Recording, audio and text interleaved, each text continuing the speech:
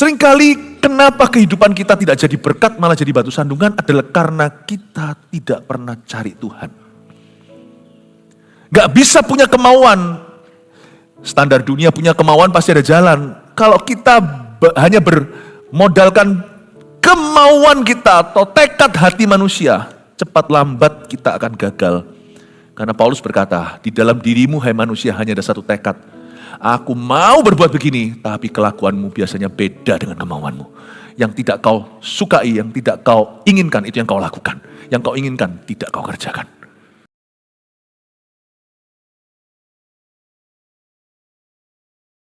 Hadiratmu kudus, dan kami tahu kami berdiri di tempat yang kudus, di mana ada malaikat-malaikat Tuhan yang tidak kelihatan.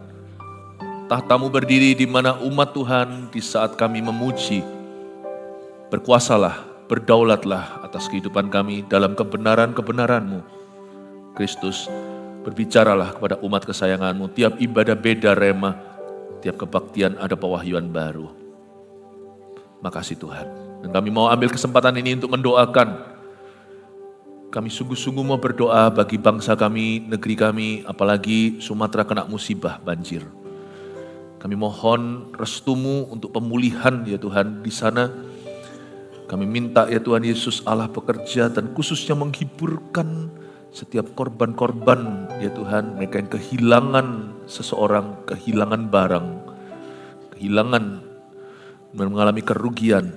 Hamba berdoa Tuhan pulihkan, Tuhan sanggup lakukan segala perkara. Kami berdoa ampuni dosa-dosa di negeri ini. Luputkan Indonesia dari segala musibah dan malapetaka, khususnya di hari-hari ke depan Tuhan. Dan biarkan Engkau memberkati setiap bala bantuan yang diberikan baik oleh pemerintah, gereja-gereja masyarakat, khususnya untuk GMS Peduli yang sekarang sedang diutus untuk melakukan sesuatu dari GMS Medan sebagai posnya. Dari situ ya Tuhan markas besarnya di Sumatera. Hamba berdoa Engkau berikan di dalam hati jemaat-Mu, volunteer, semua full time mereka akan bergerak ya Tuhan. Kasih mereka semangat, kasih mereka hati yang iba, belas kasihan, dan berikan keberhasilan untuk menjalankan misi kemanusiaan ini. Mohon restu-Mu Tuhan. Sampaikan sabda-Mu, sembunyikan hamba-Mu di balik salib-Mu. Kami siap untuk mendengar firman. Dalam nama Yesus, haleluya. Amin. Shalom. Puji Tuhan. Sebelum duduk, coba sapa kanan kirinya katakan shalom. Silakan duduk ya. Mari kita buka sama-sama ayatnya. Ayat yang saya pilih hari ini adalah 1 Samuel 2 ayat 27 sampai 36. Ada seorang imam yang buruk sekali, pendeta ini namanya Eli. Dia salah satu hakim-hakim di Israel ya. Dia sebenarnya adalah seorang yang berjasa mengasuh nabi besar Israel, hakim terakhir yaitu Samuel. Eli ini pendeta skandal, so you know. Tapi skandalnya terbesar adalah dia gagal didik anak-anaknya yang dua-dua juga adalah pendeta, Hofni dan Finehas. Imam ini buruk. Gara-gara dia mendatangkan malapetaka atas seluruh bangsanya. Bangsa Israel masuk ke dalam era yang sangat gelap, kalah perang, dan sempat gugur 34.000 laki-laki dalam 2 kali peperangan. Yang pertama mati 4.000, next mati samban 30.000. Dosa itu serius loh konsekuensinya. Bisa dimulai dengan satu orang yang tidak tegas, dan orang lain pun kena imbas. Jangan muluk-muluk, aku mau gini, aku mau gitu. Kelola hidupmu. Memimpin itu selalu bermula dengan diri sendiri. Memimpin diri sendiri. Tapi karena kita orang berdosa yang sudah jatuh dalam dosa, kita gak bisa pimpin diri sendiri. Kita harus gandeng Roh Kudus. Roh Kudus yang pimpin kita. Jangan sampai bermodal percaya diri, karena percaya diri itu berujung mati. Percaya Tuhan dulu, baru kita punya kepercayaan diri yang sehat. Kita itu keturunan Adam dan Hawa. Tanpa Tuhan gak bisa, kita gak bisa. Di luar aku kamu gak bisa berbuat apa-apa. Eli ini adalah imam yang buruk, karena itu kalau kita fokus dulu tuh, kita jadi pemimpin yang baik di rumah, di tempat kerja. Tapi aku bukan pemimpin, Pastor Philip. Ya pimpin dirilah. Kalau kita genah bahasa Surabaya, orang lain pun akan kena dampaknya. fokus apalagi tahun depan, mari perubahan itu dimulai dari diri kita. Mematahkan kutuk seorang imam yang buruk, dibutuhkan imam yang baik untuk mengubahnya. Sekalipun mungkin di sini ada orang-orang yang keturunan penyembah berhala, perubahan itu bisa dimulai dari Anda. Kutuk bisa berubah jadi berkat kalau ada orang yang diberkati Kristus. Memang perlu berjuang, ada peperangan rohani, so pasti. Familiar spirit, roh yang familiar dengan keluargamu, itu ada. Itu roh jahat. Bibit bobot bebet kata orang, cerai turun-temurun. Sedangkan sejarah kesehatan aja gak bisa menipu kok. Ada gak kanker dalam keluarga? Orang pasti tanya. Tetapi perubahan itu bisa dimulai from someone, that someone is you. Dari seseorang, dan seorang itu adalah kita. Mematahkan kutuk seorang imam yang buruk, tapi saya mau tunjukkan bahwa kasihan orang itu kasihan keluarga yang kepala keluarganya itu orang yang hidup dalam dosa, itu kasihan. Kasihan sebuah perusahaan yang dipimpin oleh bos yang bebal. Kasihan. Tapi ya jangan mengeluh ya, kalau Anda sudah kerja di perusahaan gitu jangan mudah quit. Ingat, Tuhan bisa mengubah itu lewat doamu dan lewat ketekunanmu, kegigihanmu. Tapi saya ngomong dari sisi pemimpinnya dulu. Kasihan deh lu. Kasihan loh. Kasihan umat yang dipimpin oleh pendeta yang gak benar. Kasihan. Meskipun tetap akan ada sisa-sisa orang yang setia, Tuhan pasti akan pelihara 1-2, 5 roti 2 ikan. Ada 5-2 orang lah, 2-5 orang gitu, yang masih sungguh-sungguh dengan Tuhan. Tapi jarang. Di zaman Eli, penglihatan jarang firman Tuhan. Firman Tuhan jarang, penglihatan tidak sering. Tapi waktu Samuel, imam yang baru ini, meskipun dulu diasuh sama Eli, dia punya jalur beda banget. Waktu Samuel mulai memimpin, bangsa Israel penuh dengan visi, penuh dengan wahyu, penuh dengan hikmat. Bukan 5 roti 2 ikan, 12 bakul diberikan. Gara-gara pemimpin buruk, berkat Tuhan minimal dalam keluargamu. Gara-gara pemimpin yang baik, berkat Tuhan maksimal in your family. Berbahagialah gereja yang dipimpin oleh pemimpin-pemimpin rohani yang takut akan Tuhan dan bersih dan murni. Berbahagialah keluarga yang dipimpin oleh kepala keluarga yang berdoa. Berbahagialah perusahaan yang bosnya takut akan Allah. Tidak berarti otomatis dagang selalu berhasil loh ya. Tadi saya jelaskan, jangan mentang-mentang dalam pelayanan kita itu diberkati Tuhan, otomatis di area lain kita diberkati Tuhan. Hidup itu seluruhnya adalah pelayanan kepada Tuhan. Nah, kalau kita di dalam pelayanan kita lakukan kita lakukan SOP-nya, tapi di dalam pekerjaan kita ilegal. Kalau kita di sini ketangkap dan dipermasalahkan, jangan lalu salahkan pelayanan. Aku pelayanan kok Tuhan izinkan. Nah di sini benar, di sini salah ya, salah di sini yang kita dibentuk Tuhan. Oke, tetapi berbahagialah perusahaan yang dipimpin oleh orang-orang yang takut akan Tuhan direksinya. Berbahagialah Anda jikalau majikanmu di tempat kerja, kalau Anda kerja sama orang, itu adalah orang yang dikenan Tuhan. You're a happy worker. Kalau direksinya, kalau manajernya, takut akan Allah. Tapi jangan komplain. Yusuf di bawah Firaun, gak takut tuh sama Tuhan. Firaun kita tahu hatinya kayak gitu semua, rata-rata batu. Daniel, Sadrak, Mesak, Abednego semuanya kerja di istana Babel yang bebal. Udah jangan tuding orang. Dari sisi kitanya yang mau mengubah, berubah dari dirimu. Tapi dari sisi kita yang sekarang diberikan kepercayaan, ingatlah firman ini, imam itu berdampak kepada orang yang dia pimpin. Oke, kita baca dulu tentang Eli, oke? Penjelasan cukup panjang lebar, seorang pendeta yang skandal dalam Alkitab. 1 Samuel pasal yang kedua ayat 27 bunyinya, seorang abdi Allah datang kepada Eli dan berkata kepadanya, sekarang kita tahu Eli itu siapa ya, beginilah firman Tuhan, bukankah dengan nyata aku menyatakan diriku kepada nenek moyangmu ketika mereka masih di Mesir dan takluk kepada keturunan Firaun, dan aku telah memilihnya dari segala suku Israel menjadi imam bagiku. Maksudnya nenek moyangnya Eli, yaitu bapak Lewi, supaya ia mempersembahkan korban di atas mezbahku, membakar ukupan, dan memakai baju efod di hadapanku. Kepada kaummu telah kuserahkan, kepada keluargamu, turun-temurun. Bukan Eli. Eli itu sudah keturunan sekian. Lewi, anaknya Yakub itu. Suku Lewi itu loh, suku full timer. Kepada Lewi, aku telah serahkan kepada sukumu, kepada kaummu. Ya.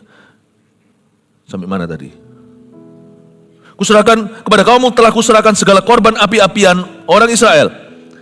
Mengapa engkau memandang dengan loba kepada korban sembelihanku? Wih, diamu ini Eli, padahal dia imam besar loh. Itu gak main-main loh. Imam besar zaman dulu itu, di zaman Eli hidup itu, dia itu punya double fungsi dan authority. Dan punya dua otorisasi. Satu religi, agama, satu politik.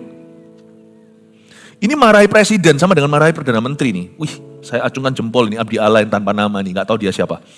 Mengapa engkau memandang loba kepada korban sembelihanku? Kenapa kamu ambil persembahan umat Tuhan? Kenapa kamu colong? Dan korban sajianku yang telah kuperintahkan. Dan mengapa engkau menghormati anak-anakmu lebih daripadaku, sambil kamu menggemukkan dirimu dengan bagian yang terbaik dari setiap korban sajian umatku Israel. Sebelum saya akan ulang di ayat 27, saya jelaskan pelan-pelan. Ketahuilah Eli itu kejahatannya gak seberapa dibanding anaknya. Anaknya adalah the actual thieves. Anaknya itu yang sungguh-sungguh nyolong. Eli itu dosanya gak tegas. Tapi Hofni dan Pinehas itu punya dua skandal besar. Di rumah Tuhan di Silo, zaman itu belum di Yerusalem, di mana ada tempat tabut perjanjian Tuhan, mereka itu tidur sama wanita-wanita yang melayani di bait suci. Jadi ini skandal dengan sesama pelayan Tuhan. Menjijikan. Orang dunia aja masih ada moralitasnya. Di tempat kerja sekuler aja masih ada batasannya, meskipun sekarang sudah zaman edan. Tapi harusnya di luar sana pun kalau terjadi, tidak boleh terjadi di bait suci, di bait Allah itu itu tidak boleh bahkan terdengar. Yang kayak gituan itu nggak boleh terjadi. Tidak patut, tidak layak, dan jangan jadi normal. Itu payah sekali Hofni dan Pinehas, kedua anak dewasa, anak yang sudah dewasa. Mereka pria ya, yang sudah dalam pria dewasa yang sudah dalam pelayanan. Papanya Eli kasih mereka ministry, lalu mereka itu satu skandal seksual, dua skandal korupsi. Mereka pakai garpu-garpu itu dicucukkan di persembahan yang harusnya untuk Tuhan.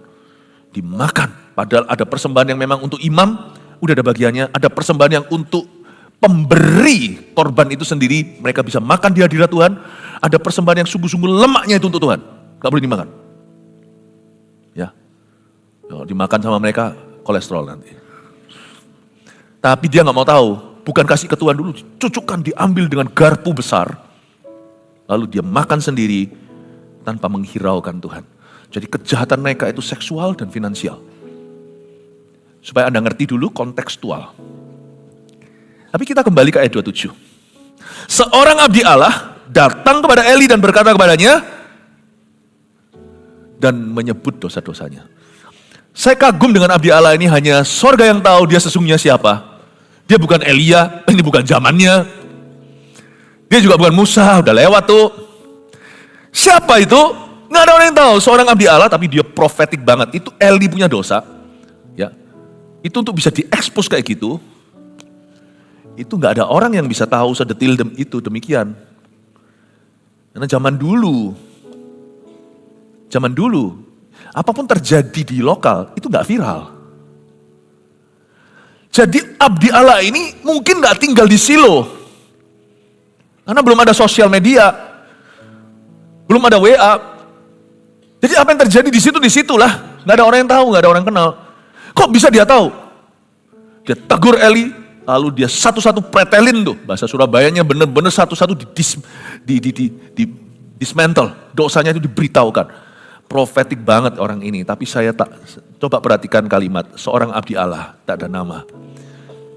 If you are truly prophetic, lebih baik you go unknown.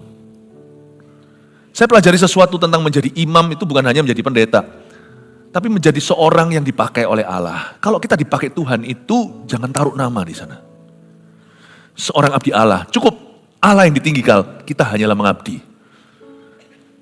Kita ini kan hanya hamba tidak berguna. Disuruh Tuhan ke kiri ya ke kiri, suruh ke kanan ya ke kanan. Hanya melaksanakan apa yang ditugaskan kepada kita atau apa yang kita emban. Pol-polnya, ujung-ujungnya kita itu hanya bisa menyandang gelar abdi Allah. No big deal, nggak ada yang istimewa. Wong kita namanya mengabdi, Tuhan titipkan suara, Tuhan sampaikan, ya sudah. Bukan karena kita peka, luar biasa itu. Jangan luar biasakan orang. Kalau satu orang lagi di Tuhan titipkan mujizat, tumpang tangan, orang sembuh, it's not you. It's him, Tuhan, and it's them. Dan mereka yang disembuhkan Tuhan. Sapu kok memegahkan diri, lu tahu nggak? Rumah ini bersih ya, luar biasa kan? Berikan tepuk tangan untuk sapu lidinya. Orang gak akan ingat sapunya setelah rumah itu bersih. Yang dipuji adalah tuannya. Rumahmu bersih ya. Mana sapunya? Mana ada orang kayak gitu? Piringnya kincong-kincong bersih ya. Pakai apa nih? Opal lemon. Orang gak akan tanya deterjennya. Kecuali berkepentingan. Dia juga ingin membersihkan. Itu pun bukan deterjen yang dimuliakan. Pemilik rumahnya. Dan dia berkata, bagus ya rumahnya. Ya, gak ada yang tanya bulldosernya. Gak ada. Kalau bersih ya bersih. Kalau indah ya indah.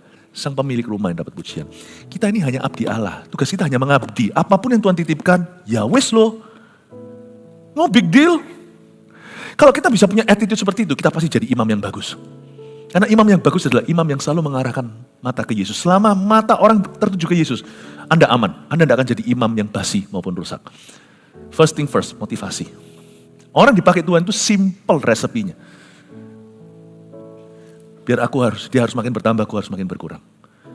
Kalau kita bisa jalan dengan Tuhan dalam kerendahan hati, Tuhan akan tambah-tambahkan. Amin Bapak Ibu Saudara.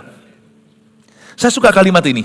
Seorang abdi Allah. Kalau dia sungguhan profetik loh ya, lebih baik tidak dikenal.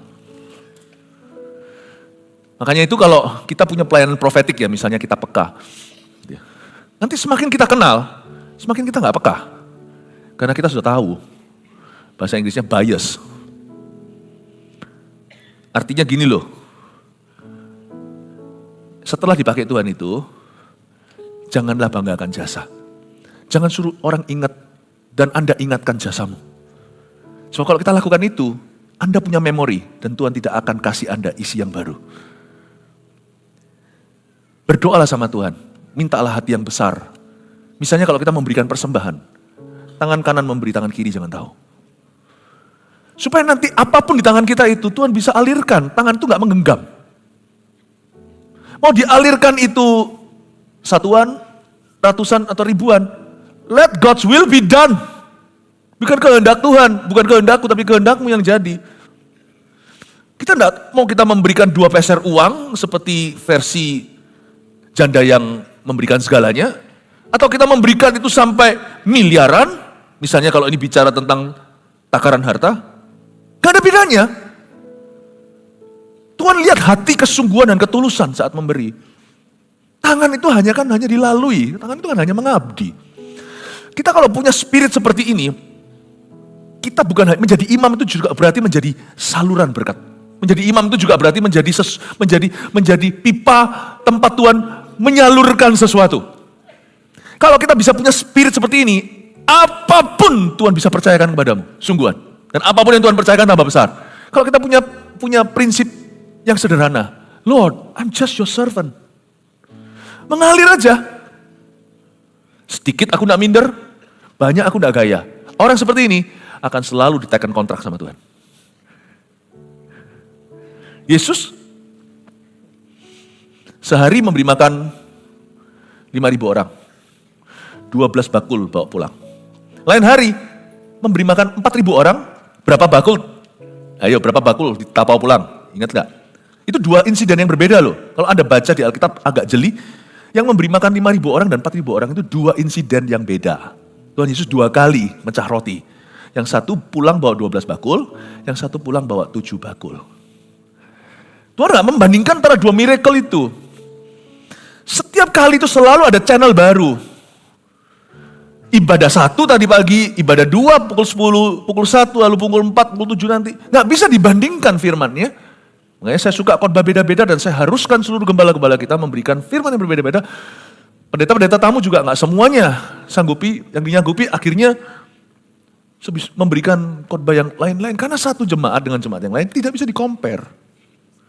Kebutuhannya beda, dinamikanya beda, saat itu beda. Pemakaian Allah itu harus fresh grace. Tapi Tuhan menemukan gak hati yang available? Tuhan temukan atau tidak tangan yang terbuka?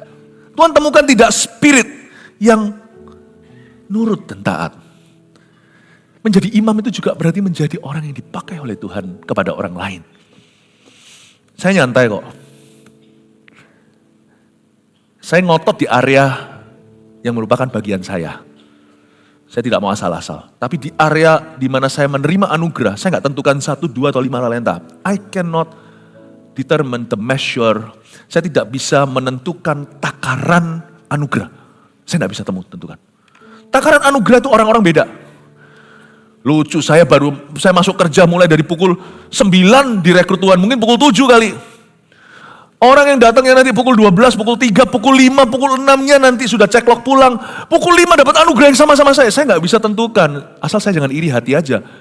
Yang pukul 5 dikasih gaji sehari yang sama dengan saya yang tadi masuk pukul 9. Takaran anugerah, you nggak bisa pilih. Karena itu bodohlah orang yang iri hati kepada orang yang seolah-olah dipakai Tuhan lebih. Dan bodoh pula orang yang dipakai lebih lalu merasa dirinya lebih hebat dari orang lain. Anda tidak berbuat apa-apa hingga layak menerima anugerah itu. Wong sana masuk jam 5 kok jam 6 sudah pulang. Temanmu dari jam 7, dari jam 12 bayarannya sama. Nggak bisa. Kita nggak boleh iri. Dosa iri maupun dosa gaya itu membunuh pemakaian Allah berikutnya dalam kehidupanmu. Kita harus berani melihat CGL berikutnya kalau kita angkat lebih hebat. Dan kalau ternyata kita masih lebih hebat, jangan berkata, kalian enggak satu pun menyamai aku. Lu jangan gitu. Hari itu kau jatuh, kau bilang begitu. Hidup itu nyantai aja kalau masalah anugerah. Takaran iman urusan saya. Takaran anugerah not my problem. Jangan-jangan kita ngos-ngosan sampai ke arah 300 gereja, 300 ribu murid nanti. Gereja ke 301 sampai ke 1000, gereja 1000 sampai ke 1 juta murid tersebut. Gampang itu, sekejap tidak pakai berdarah-darah. Wow, I'll be very happy untuk generasi berikutnya. Kalau kita bisa punya pandangan kayak gini, life is an enjoyment. Hidup ini bisa menikmati. Saya tadi bisa memandang Tuhan berkata, bahasa Ibraninya, kamsyah. Makasih ya Tuhan. Apa-apa terima kasih. Kita lihat sekarang ayat 28. Dan aku telah memilihnya dari segala suku Israel. Siapa namanya? Abdi Allah ini bicara pada Eli. Aku sudah memilihnya. Aku milih nenek moyangmu loh ya. Lewi dari 12 saudaranya suku Yakub itu aku pilih dia seorang untuk menjadi milik pusaka Tuhan. Menjadi milik pusakaku, Tuhan berfirman. Aku telah memilihnya dari segala suku Israel menjadi imam bagiku. Supaya ia mempersembahkan korban di atas mezbahku. Coba sekarang saya mulai operasi satu-satu. Aku telah memilihnya dari segala suku Israel, satu, menjadi imam bagi. Oh by the way, saya tidak akan memberi Anda poin-poin sederhana 3, 5, Anda bawa pulang, Anda tulis sendiri. Remanya beda-beda setiap orang, oke? Belajar untuk bisa menyarikan sendiri khotbah. Tapi di sini paling tidak ada 5 tugas imam yang dicatat. Pertama-tama dikatakan, aku telah memilihnya dari segala suku Israel, nenek moyangnya Eli, menjadi imam bagiku. Number 1 ya. Ini kan kita bicara tentang mematahkan kutuk seorang imam yang buruk. Saya tunjukkan dulu tugas imam itu apa, imam baik seperti apa. Imam yang baik itu, sebelum dia jadi imam bagi umat Tuhan, dia harus jadi imam bagi Tuhan. Ulang, salah, gini, lebih jelasnya, sebelum kita jadi imam kepada siapa-siapa atau imam kepada umat Allah, kita harus jadi imam dulu bagi Tuhan. Tugas pertama seorang imam adalah masuk hadirat Allah. Dia sendiri masuk, tidak dengan orang lain.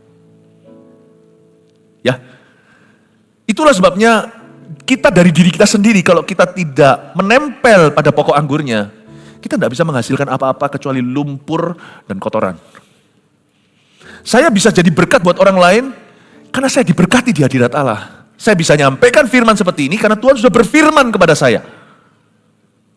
Saya bisa doakan orang karena sudah saya merasakan Yesus doakan saya dari sorga. ketika saya masuk hadiratnya, saya dijamah.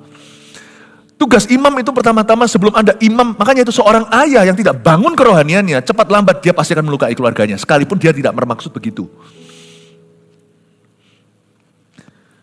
Kita itu tidak bisa berbuat apa-apa, kecuali kita itu menempel pada pokok anggurnya, carang ini tidak akan berbuah. Oleh sebab itu di sini dikatakan, aku telah memilih Lewi, nenek moyangmu, hai Eli, kata abdi Allah ini. Aku sudah memilihnya dari segala suku Israel untuk menjadi imam. Tunggu dulu, kan menjadi imam bagi bangsa Israel kan? Kok Tuhan berkata menjadi imam bagiku? Seringkali kenapa kehidupan kita tidak jadi berkat malah jadi batu sandungan adalah karena kita tidak pernah cari Tuhan.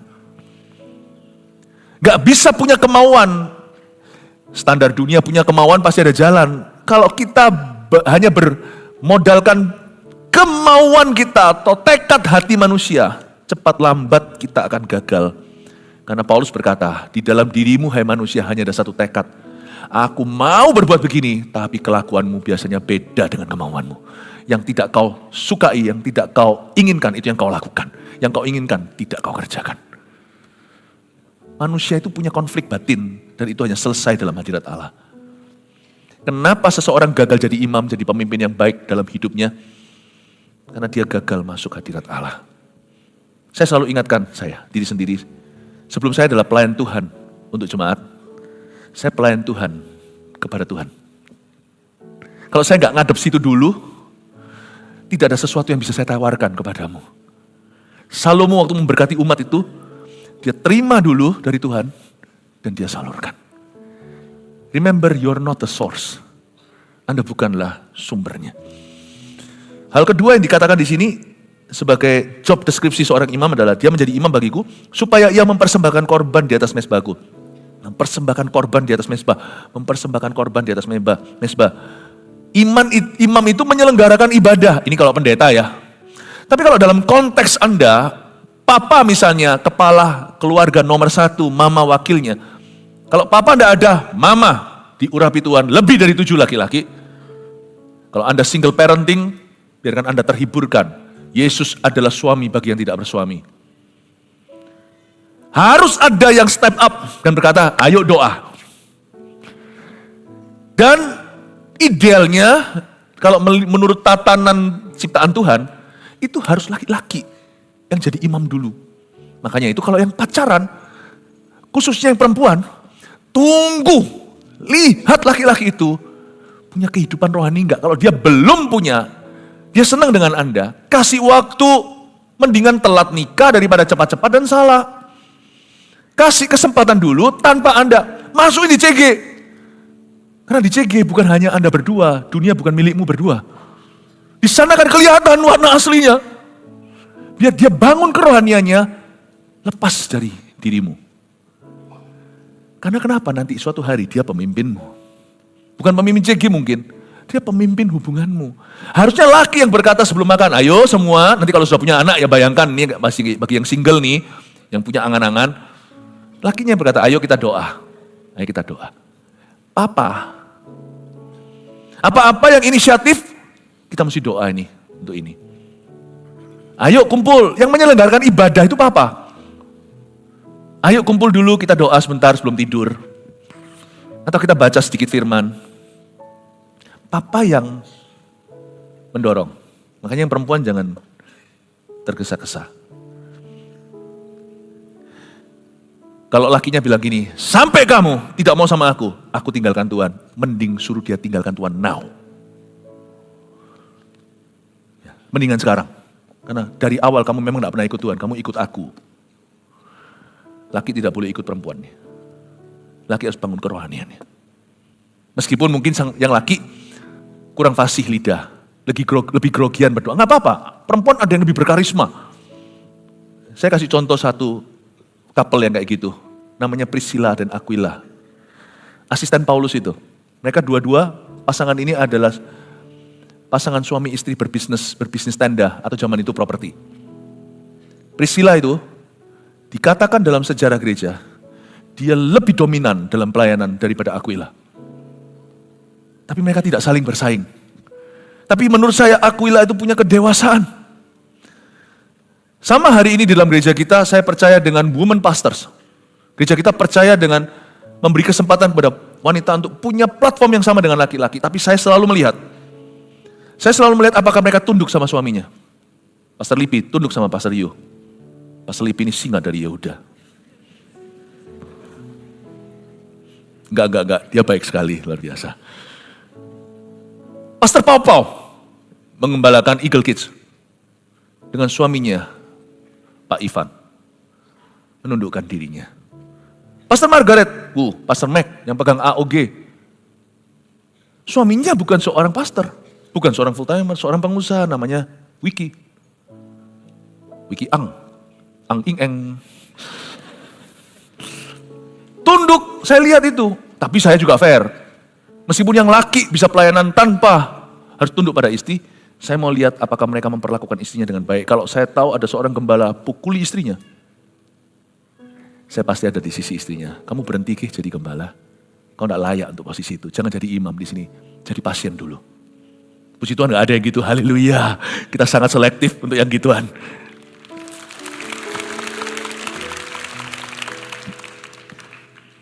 Paham Bapak Ibu Saudara? Seorang laki-laki harus memimpin secara rohani. Jadi tahun depan saya berharap, Pastor Yu, kita melihat banyak CGL semuanya itu prianya yang dominan. Meskipun nanti Aquilanya yang lebih menarik. Oh haleluya, kasih tepuk tangan dulu untuk mereka. Ini saya mulai lihat senggol-senggolan. Tiba-tiba kungfunya keluar semua. Ayo. Haruslah, meskipun mungkin nanti Priscilla jauh lebih dominan kalau dia ngomong itu semua orang wah. Kalau Aquila ngomong semuanya, oh iya, pendek-pendek aja langsung concise, konkret, pokoknya intinya. Tapi yang Priscilla bisa punya ilustrasi, bisa berbunga-bunga, nggak apa-apa, saling melengkapi. Tapi laki mesti step up. Harus, yang forgive dulu. Celaka lah kita, misalnya dalam pasangan, lakinya selalu yang mau turun dari mobil berantem sama mobil sebelah. Istrinya terus, papa jangan. Aduh kasihan kalau ngikuti kayak gitu terus kawin sama beruang. Harusnya laki yang berkata, kalem mama, calm down. Di sini semua wanita kalau saya bisa dengar suaranya, aku maunya gitu. Tapi dapatnya lain. Sabar, kasih waktu. Saya percaya suamimu akan berubah. Yang laki jangan rasa dipojokkan. Beban ini berat, saya pun menanggung berat beban itu. Saya apa-apa selalu mikir, istriku gimana, anakku gimana. Saya selalu mikir jemaat gimana. Nggak gampang, sungguhan terus terang saya beritahu. Dalam konteks itu, saya nggak punya freedom. Tapi saya yakin, saya ingat, saya sadar bahwa freedom yang Tuhan berikan atau kemerdekaan itu bukan merdeka untuk dosa. Merdeka untuk bisa memperhatikan orang lain. Ternyata saya dapat menemukan sukacita yang lain, sukacita yang baru. Dengan begitu ya, apalagi ketika lihat tiba-tiba orang diberkati, orang berubah. Jemaat sayang gereja, saling mengasihi. Terus belum lagi kadang-kadang nih, kami merasa sangat disayangi. Happy itu hati. Bahasa Ibraninya, sudah. Bahasa Inggrisnya, worth it. Ada satu sukacita sendiri. Ketika lihat anak kita jadi kena. Karena teladan. Itu ada kepuasan. Memang akhirnya kita harus berkorban. Mau emosi, gua gak bisa seenak gua. Tapi ternyata ujungnya, I think I have another. Saya punya satu format happiness yang tidak dimiliki oleh orang-orang yang hidup menurut maunya. Orang olahraga itu kan gak enak kan? Sakit loh. Push up, sit up, give up. Sakitnya olahraga itu tertebus dengan kesehatan. Enak aja jadi couch potato, duduk di atas sofa, makan keripik terus, makan kerupuk keripik. Nonton terus sampai badan gak tahu kemana. Enak, sakitnya di belakang. Our freedom comes at a price. Darah Yesus, tapi ujungnya ada upah dan pahala yang orang-orang dunia tidak mengerti. Amin Bapak Ibu Saudara. Jadi imam itu memang ada harganya. Tapi fulfillment itu bahasa Inggrisnya, bahasa Indonesianya, kepuasan batinnya. Ini dia, kepuasan batinnya itu tidak Tuhan wahyukan ke semua orang. Ada kepuasan batin yang Tuhan berikan hanya kepada imamat. Orang-orang yang hidup bagi orang lain. Hidup bagi Tuhan. Amin Bapak Ibu Saudara. Ada suatu pertumbuhan ilahi yang tidak terjadi. Pertumbuhan ilahi yang tidak terjadi kalau orang hidup bagi diri sendiri. Saya kasih contoh ya, ini bukan curcol ya, bukan curhat ya. Cuman saya nggak merasa saya kasihan loh. Saya merasa bangga. Jarang loh saya itu dapat kesempatan untuk duduk dengar khotbah. Jarang. Tumbuh tuh saya. Nggak kalah tuh sama Anda, saya nggak kerdil. Kalau saya masuk hadirat Tuhan, mikirkan firman itu mikirkan kebutuhan jemaat. Tapi karena saya mikirkan Anda, Tuhan bicaranya dahsyat ke saya. Orang lain dapat satu spoon, satu sendok, satu serving. Saya dapat 7 serving. Satu ayat itu diwahyukan 7 kali ke saya. Satu, this is for you, Philip Mantova, untuk kamu. Satu lagi, still for you. Satu lagi, still for you. Lalu 4 sisanya, ini untuk jemaat.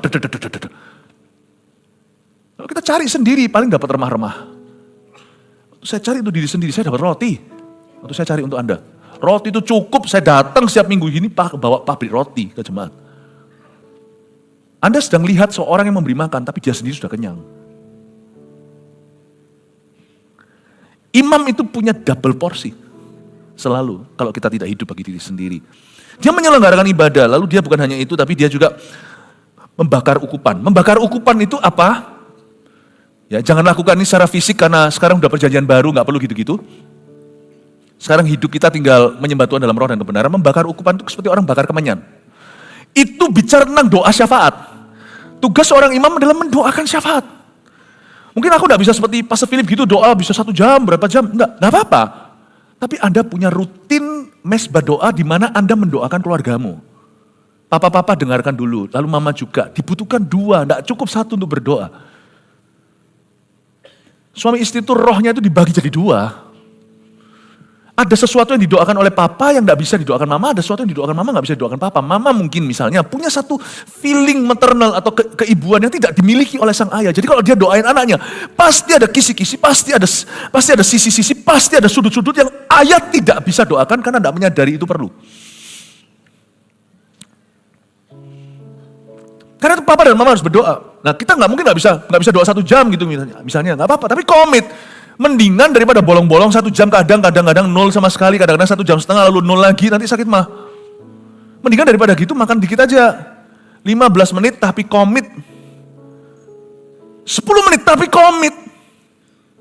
Doa syafaatnya, Tuhan aku berdoa untuk Lauta, untuk si kakak, si abang, si mas, si mbak, si mbak, si adiknya. Saya doa, aku berdoa untuk atau Cici untuk adiknya di dalam nama Yesus. Dadah.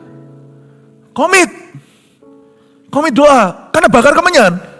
Harus ada sesuatu yang dibakar, naik, gak bisa kembali. Sesuatu yang dimohonkan. That's imam. Doa itu bisa tambah banyak, mulai dengan 10 menit. Lalu habis itu kita juga punya anak-anak rohani, meskipun jangan mengaku-ngaku gitu. Tapi tetap di mata Tuhan. Udahlah fungsinya yang penting, gak usah panggilannya. Saya doanya, bukannya 3 anak, istri dan 3 anak, orang tua. Saya doakan ini. Gembala-gembala. Belasan regional. Dan teman-teman, saya doakan satu. Wih, 15 menitku mulai bengkak. 15 jam pun gak cukup.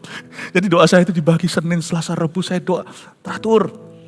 Tapi selalu tercover. Selalu tercover. Saya gak berani pandang wajah orang-orang yang saya pimpin kalau saya gak doakan mereka. Emangnya saya bisa kasih apa kalau saya tidak terima dulu dari Allah? Pray for them, bakar kemenyan. Pakai baju efod. Baju efod itu apa? Baju imam, keluar dari hadirat Allah. Pakai baju yang menyimpan hadirat itu. Ini adalah vest atau seperti suatu rompi. Isinya ada urim dan tumim tempat mereka untuk mendengar suara Tuhan. Kalau tadi pertama-tama menjadi imam bagiku itu kita yang masuk hadirat Allah. Memakai baju efod, tugas seorang imam adalah membawa hadirat Tuhan dalam keluarganya. Bawa hadirat Allah. Anda akan kaget nanti ya, sungguhan. Ini saya bukan ngeroh ya. Perkara supranatural itu ada. Aneh, kalau Anda terus konsistensi di sini, kuncinya itu bukan luar biasa, tetapi biasa aja, tapi konsisten. Anda akan kaget nanti ya. Anehnya itu bisnis gimana di otak-atik juga nggak bisa berhasil. Anda masuk di dalamnya, tiba-tiba seperti ada gosyen, ada keluputan. tiba-tiba seperti Obed-Edom rumahnya 3 bulan itu diberkati Tuhan. Aneh, ini mungkin bisa kerasa-kerasaan, tapi kemungkinan juga bisa jadi kesengajaan. Who knows, only God knows. Restoran tuh sepi, Anda masuk makan di sana tiba-tiba rame. Ya itu mungkin kebetulan lah ya, jam makan. Tadi kok sepi loh jam makan, waktu aku makan. Ya, saya ngomong gini jangan sampai berhalangan orang jadikan jimat-jimatan. Ayo datang ke sini, pastor yo supaya rame. Jadi pesugihan sayang loh. Kayak gini, orang sebaik ini. Nggak gitu caranya. Tadi saya khotbah sudah, tabut perjanjian Allah itu jangan dibawa-bawa kemana-mana, dikiranya seperti keramat. Tuhan nggak taruh spiritnya di perabotan. Tuhan itu taruh di kedewasaan. Nah, mungkin jam-jamnya nggak makan. Aneh deh.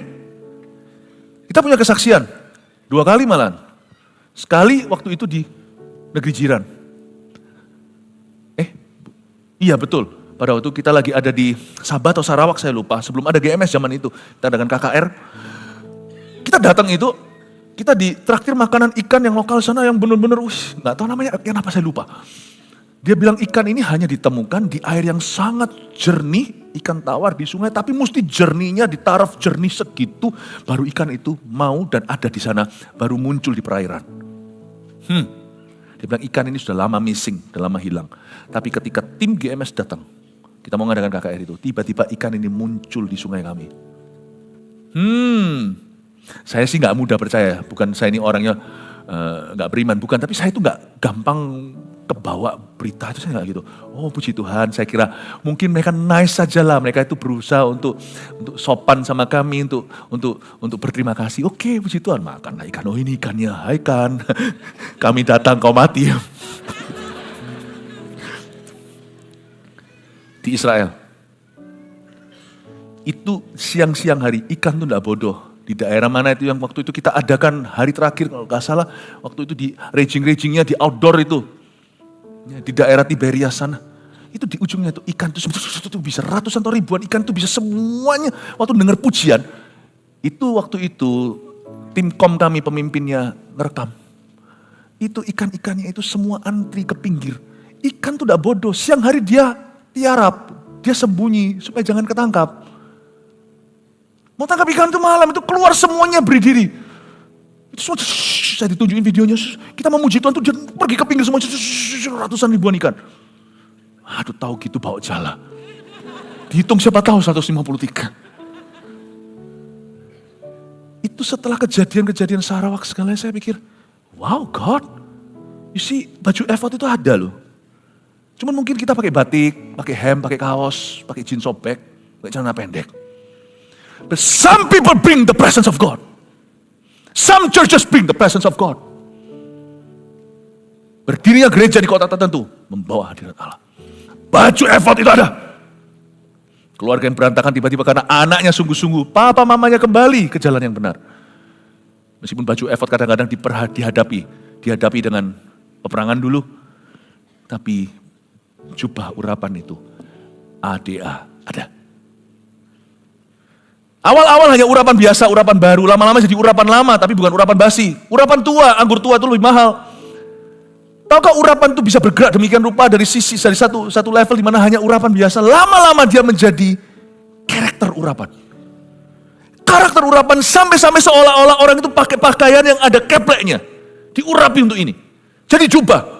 Yesus datang baru kakinya menginjak di Gerasa bukan karena dia anak Allah, karena Yesus mengosongkan dirinya. Mengambil rupa seorang hamba. Itu semua adalah partnering dengan Roh Kudus sejak dia dicobai di padang gurun, sejak dia dibaptis di Sungai Yordan. Dia turun di Gerasa itu, langsung setan yang menghuni tubuh seseorang 4.000 sampai 6.000 setan namanya Legion itu datang dan berkata, I know who you are. I know who you are. Berhala tunduk dan tahu otoritasnya, tahu otorisasinya. Saya ngajarkan gini bukan supaya ngajarkan Anda kepada hal-hal sederhana lagi, mulai lagi pertobatan, saya mau ngajarkan kepada hal-hal berikutnya. Do you understand about how the anointing grows? How the anointing operates? Sadarkah Anda yang namanya URAPAN itu, urapan itu bukan hanya ada, dia bisa bertambah. Baju effort itu ada. Karena itu jangan pernah bolong-bolong ngambek-ngambekan sama Tuhan, naik, turun, off and off, on and off. Ya kayak begitu ya nggak mungkin jadilah programnya.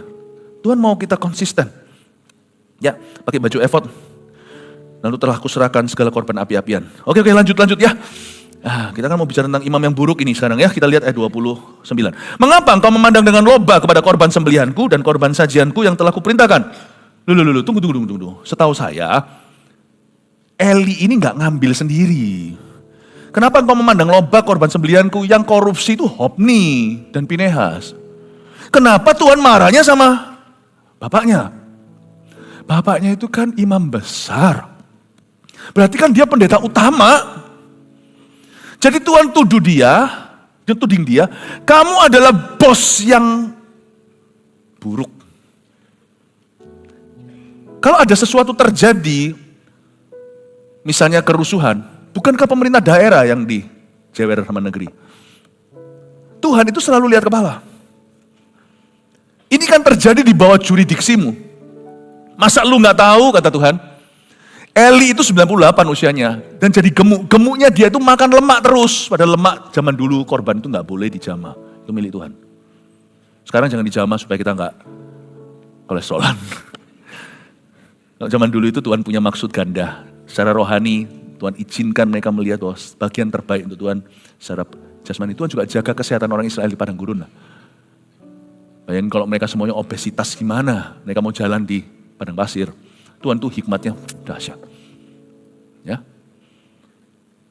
Tuhan berkata, mengapa kau pandang loba? You are a very bad leader. You are a very bad boss. A very bad employer. A very bad director. Bad manager. Manager yang buruk, direktur yang buruk. Masa lu gak tahu? Anak lu gitu, masa lu gak tahu? Kenapa kamu biarkan? Kalau bukan hubungan ayah dan anak, hubungannya harusnya atasan bawahan dong. Harusnya hubungannya antara pemimpin dan stafnya. Kamu tahu kejahatan itu terjadi di rumahku, di dalam, dan anakmu adalah stafnya, kenapa kamu gak tegur? Wih, saya baca gini, Tuhan itu profesional ya. Orang Kristen harus profesional. Lalu Tuhan juga tegur dia di rumah. Dan mengapa engkau menghormati anak-anakmu lebih daripada aku? You are a bad father. You are a bad daddy. You are a bad dad. Kamu adalah ayah yang buruk. Di rumah kamu tidak tegur, mereka ngomong 4 mata. 6 lah sama Hofni, Pinehas 2 anak. Di gereja kamu tutup sebelah mata. Tuhan berkata, diam terhadap sebuah kejahatan sama dengan merestuinya. Imam yang buruk selalu dimulai dengan tidak mengutamakan Tuhan. Yang dia takuti bukan Tuhan, yang dia cinta bukan Tuhan. Kita kalau mau jadi imam di rumah, di mana, di tempat kerja, di gereja, kita harus objektif dan profesional. Tidak boleh pandang bulu. Tidak boleh. Karena yang kita takuti adalah Tuhan. Barang siapa mengasihi aku dan tidak membenci ayah ibunya. Dan siapa-siapa dan sebagainya. Ini bukan disuruh benci ya. Maksudnya dibanding cintamu pada Tuhan, kau seolah-olah membenci mereka. Beranilah untuk menyakiti orang yang paling dekat kalau mereka menyakiti Tuhan. Beranilah untuk menyakiti siapapun, tidak peduli mungkin dia itu status ekonomi segalanya kalau dia menyakiti Tuhan. Tapi pakai cara Tuhan, jangan pakai cara Petrus. Hayah! Jak kuping potong telinga. Jangan, senjatamu bukan senjata lahiriah. Tapi harus ada yang berkata, I don't agree with you. Kamu salah. Sebab itu demikianlah firman Tuhan Allah Israel ayat 30. Sesungguhnya aku telah berjanji, keluargamu dan kaummu akan hidup di hadapanku selama-lamanya. Tapi sekarang, demikianlah firman Tuhan, jauhlah hal itu daripadaku. Bukan Tuhan berubah pikiran, tapi konsekuensi dosa. Tuhan itu sangat-sangat konsisten dengan firman-Nya. Dia berkata, jauhlah hal itu daripadaku. Kalau justru aku memberkati kamu, aku salah pada firman-Ku. Karena firman-Ku berkata, diberkatilah ketaatan, dikutukilah pemberontakan. Sebab siapa yang menghormati aku, akan kuhormati. Tuhan kapan hormat sama orang? Tapi Tuhan berkata, yang hormati aku hormati. Siapa menghina aku, akan dipandang rendah. Ada lagi ayatnya, Tuhan lurus bagi mereka yang lurus jalannya. Tapi Tuhan lika-liku dengan orang yang lika-liku jalannya. Pernah gak diajak muter-muter sama Tuhan? Gak enak. Kalau setan yang membuatmu muter-muter, paling vertigo, ditumpangi tangan, bisa sembuh. Kalau Tuhan ajak muter 40 tahun di padang gurun. Sekali muter, 40 years. Jangan minta Tuhan ajak kita putar-putar. Dan Tuhan berkata, aku akan lika-liku dengan orang yang lika-liku. Orang yang menghormati aku akan hormati. Ayat ini saya tahu sedikit sejarah, ayat ini pernah diselipkan ke tangan seorang atlet di tahun 1924 di Olimpiade waktu itu oleh seorang atlet British, atlet Inggris. Namanya Eric Liddell. Dia orang Kristen yang sungguh-sungguh dan kebetulan dia sudah latihan seumur hidup untuk satu perlombaan, yaitu 100 meter sprint, lari cepat. Ya. Dan jatuhnya di hari Minggu dan dia punya komitmen sama Tuhan. Memang agak kaku. Minggu aku ke gereja. Minggu aku tidak mau sibuk dengan hal-hal yang lain, hal-hal dunia. Aku mau ke gereja. Jadi terpaksa dia punya dilema, lari atau enggak? Dia enggak lari. Padahal dia latihan ini sudah seumur hidupnya. Anda tahu kalau seorang atlet kan udah belajar dari kecil, udah dilatih. Dan mimpinya di Olimpiade sampai ke ajang itu Minggu. Tapi karena dia menghormati hari Sabat, menghormati Tuhan. Ini adalah conviction ya, keyakinan ya. Saya tahu lah, di sini jangan kaku. Mungkin ada orang yang gimana, minggunya tetap harus buka. Mungkin ada di mall gini harus dibuka. Tapi tetap harus ibadah. Senin boleh istirahat. Mungkin ada berapa bidang usaha Seninnya baru off. Dia nggak lari. Akhirnya dia nggak lari itu. Dia instead yang besok Seninnya yang terbuka adalah gelanggang 400 meter. Yang dia tidak latih. 100 meter sama 400 meter beda sama maraton, beda lagi. Yang maraton itu jalannya pelan-pelan kurus-kurus gitu ya dari Afrika. Kita lihat aja, kamu ditiup angin mungkin bisa melayang. Tapi ternyata begini sampai garis finishnya. Jangan percaya yang langsung melaju. Wush, kita tepuk tangan, ya itu negaraku. Sampai tengah. Yang melaju dulu jangan kau percayai. Karena untuk setiap meter berapa, itu ada gaya lomba sendiri. Dia latih 100 meter, paru-parunya, badannya, keringatnya semua udah rekam memori muscle-nya. Akhirnya dia lari 400 meter dan dia hari itu, hari Senin, dia memecahkan world record. Memecahkan rekor dunia 400 meter. Waktu dia terakhir sampai di garis finishnya, dia senang sekali ada seorang menyelipkan ayat ini. Siapa hormati aku akan hormati dia. Merinding saya tahu ini, karena saya tahu ayat ini ayat favorit, saya tahu ayat ini ada cerita itu. If you respect God, God will not be indebted to you. Tuhan tidak akan berhutang sama dirimu. Cepat aja, udah mau selesai nih, sesungguhnya, belum selesai nih sampai 31. Ya apa? Tuhan, hentikan matahari. Sesungguhnya akan datang waktunya bahwa aku akan mematahkan tangan kekuatanmu dan tangan kekuatan kaummu, sehingga tidak ada seorang kakek dalam keluargamu. Aduh, Tuhan ngasih sebuah kutuk, aku akan patahkan, itu berarti aku akan ambil glorinya, aku akan ambil kekuatan dan kelebihan keluargamu. Maka engkau akan tunggu dulu ya, ayat 31 ini juga suatu awas-awas, bahwa kecuali terjadi perkecualian, ada orang yang munculnya benar-benar out of the blue, tidak direncana, tapi hatinya beda dan mencari Tuhan. Seperti anak-anak Korah. Korah, Datan, Abiram itu kan 250 orang yang berontak itu kan ditelan sama bumi. Sisa beberapa keturunannya. Di antara keturunannya ada yang secara radikal balik arah, banting setir, dan Tuhan indahkan. Itu yang buat Mazmur, itu adalah keturunan pemberontak Wahid zaman Musa. Oke? Dia menulis Mazmur yang burung pipit aja punya tempat bersarang. Dia iri sama burung pipit di bait Allah. Dia berkata, aku ini gak bisa ditolak terus. Semua orang tahu aku ini Bani Korah. Terima aku ya Tuhan. Jadi salah satu. Jadi orang nomor 2, nomor 3 setelah Asap, setelah Daud dalam puji-pujian di zamannya pemerintahan Daud. Itu luar biasa dahsyat. Oke? Siapa lagi yang diterima sama Tuhan? Yabes. Kiranya kau berkati aku berlimpah-limpah. Pesakitan tidak akan menimpa aku. Oke? Ada orang yang banting setir. Tapi kalau enggak, biasanya imam yang buruk tidak patah kutuknya. Makanya kalau Anda tahu di atas sana ada yang salah, Anda mesti harus hidup benar. 7 kali lebih benar daripada orang-orang lain. Bukan kebenaranmu sendiri atau hukum Taurat, tapi Anda harus benar-benar hidup melekat pada Tuhan. Mazmur 91, aku akan meluputkanmu. Kalau enggak, kutuk itu susah patah. Kenapa? Karena imam yang salah atau imam yang buruk, dengar baik-baik, biasanya ini yang terjadi dalam keluarga. His descendants will be rejected by God. Keturunannya akan ditolak sama Tuhan.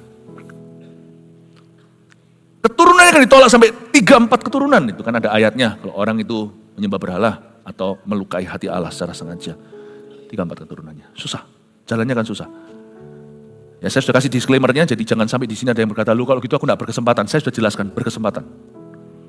Tapi mesti radikal. Tapi orang-orang yang, kalau kita belum membuat suatu kesalahan, ingat, kesalahanmu secara sengaja akan mengutuki keturunanmu. Percuma kau kasih mereka harta, kalau jalan mereka akan dibuat Tuhan susah. Aku akan mematahkan tangan kekuatanmu. I will reject your children. Aku menolak anak-anakmu. Maka engkau akan memandang dengan mata bermusuhan pada segala kebaikan yang kulakukan pada Israel, dan dalam keluargamu tak akan ada seorang kakek untuk selama-lamanya. Pendek umurnya. Tapi ada yang panjang umur, ayat 33. Tapi seorang daripadamu yang tidak kulenyapkan dari lingkungan mesbahku akan membuat matamu rusak. Kalau ada yang panjang umur, tidak kulenyapkan, tapi matanya akan rusak. Jiwanya merana, segala tambahan keluargamu akan mati oleh pedang lawan. Ternyata longer life tidak sama dengan blessed lives. Kalau Tuhan tidak berkenan, panjang umur tidak sama dengan diberkati. Inilah akan menjadi tanda bagimu, yakni apa yang akan terjadi kepada kedua anakmu itu, Hofni dan Pinehas. Pada hari yang sama keduanya akan mati. Tuhan bilang duanya akan mati, nanti sungguhan mati dua-duanya. Dalam peperangan mereka binasa. Tapi yang tidak dikatakan oleh Tuhan dalam sebuah nubuatan adalah hari mereka mati itu, Hofni Pinehas. Papanya untuk dengar kabar, bukan anaknya mati, papanya baru syok berat. Pada waktu papanya dengar tabut perjanjian dirampas, papanya jatuh telentang, batang lehernya patah. Batang leher ini kan tempatnya consciousness. Ini kan apa namanya batang leher ya di sini ya. Di situ tuh orang di sini biasanya sudah jadi vegetable atau jadi koma. Batang lehernya jatuh, bukannya dia koma, dia langsung meninggal dunia karena dia umur 98. Nubuatan hanya bisa mengcover sekian. Jangan cari nubuatan saja, baca firman. Firman Tuhan tidak pernah salah. Kalau Tuhan berkata jangan dilakukan, jangan maksa. Karena nubuatan berkata yang mati Hofni Pinehas. Secara fakta yang mati 3, papanya Sisan. Nubuatan hanya bisa mengcover sekian. Dia tidak bisa mengintip semua. Firman itu yang menerangi jalan. Jangan pergi keliling-keliling cari nabi, cari nubuatan. Anda hanya dapat secuil dan melupakan peta besarnya. Dengar firman, bertumbuh dalam penggembalaan, Anda akan bertumbuh pesat dalam iman. Lanjutkan, inilah akan menjadi tanda tadi sudah ayat 35, udah mau selesai kok. Dan aku akan mengangkat bagimu seorang imam kepercayaan yang berlaku sesuai dengan hatiku dan jiwaku. Dan aku akan membangun baginya keturunan yang teguh, setia, sehingga ia selalu hidup di hadapan orang yang kuurapi. Ini bicara tentang Samuel yang dibawa asuhan Eli. Tapi ini juga bicara tentang Daud yang diurapi oleh Samuel. Kemudian siapa yang masih tinggal hidup dari keturunanmu akan datang sujud menyembah kepadanya. Meminta sekeping uang perak atau sepotong roti. Dan akan berkata, tempatkanlah kiranya aku dalam salah satu golongan imam itu, supaya aku dapat makan sekerat roti. Sungguhan itu yang terjadi, singkat cerita, keturunan Eli, kalau Anda lihat satu itu, yang hidup ya, ngemis. Nanti salah satunya menjadi hamba Tuhan sewaan di bawah orang kaya. Di zaman nanti. Nanti juga ada saatnya, nanti ada juga zaman itu nanti keturunan Imam Eli ini nantinya banyak dibunuh di zamannya Saul mengejar Daud. Mereka diparang oleh salah satu orang asing yang kerja untuk Saul. Pokoknya intinya kalau Anda lihat di family tree-nya, ya ampun, kutuk. Aduh, saya tidak mau orang-orang yang ada di bawah saya dikutuki atau anak kandung sendiri. Makanya itu Bapak Ibu Saudara, 2026 nanti hiduplah takut akan Allah. Gak pernah salah, itu hidup yang paling puas batiniah kita. God bless you, maju terus dalam Kristus. Mari kita semua bangkit berdiri.